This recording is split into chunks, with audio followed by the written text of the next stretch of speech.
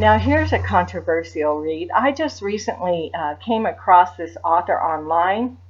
His name is David Irving, and he wrote this large book back in 1977.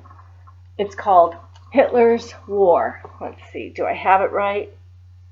Hitler's War, David Irving.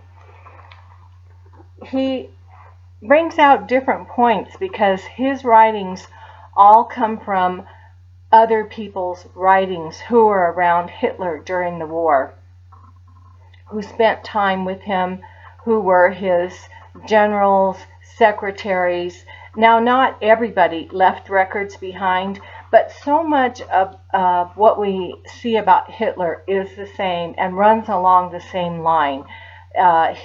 You can say what you will, but when you get into a work like this where he actually took all the information from other people's diaries and writings, it presents a more human side to Hitler, and it gives you a different perspective and slant on the man. I call it controversial because the system wants us to just look at Hitler in one light, in one manner, and they only want us to know certain things.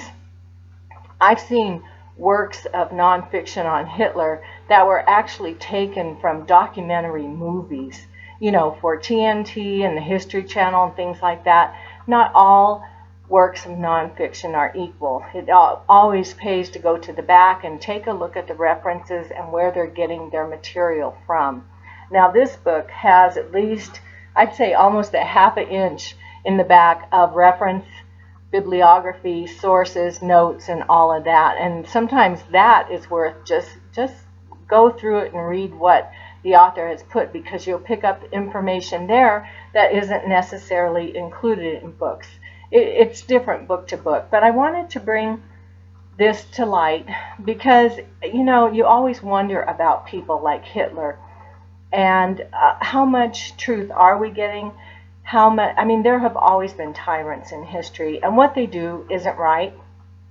I won't say it is, but it's not always the picture that the general public is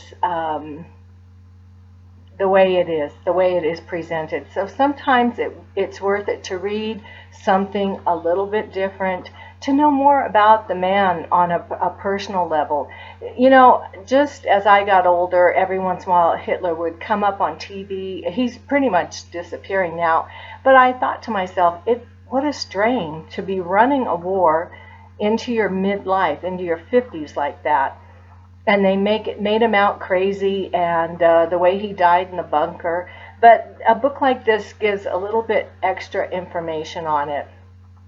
I don't want to say too much because you won't take the time to go look at it. But things are not exactly the way they're always presented. And as thick as this book is, I did not read it word for word. What I do is turn the pages and kind of skim and read what is interesting to me. A lot of it is about the war and why certain things were done. And you can see the tipping point when the war shifted and changed. But it's well worth a look at if you're interested in World War II history.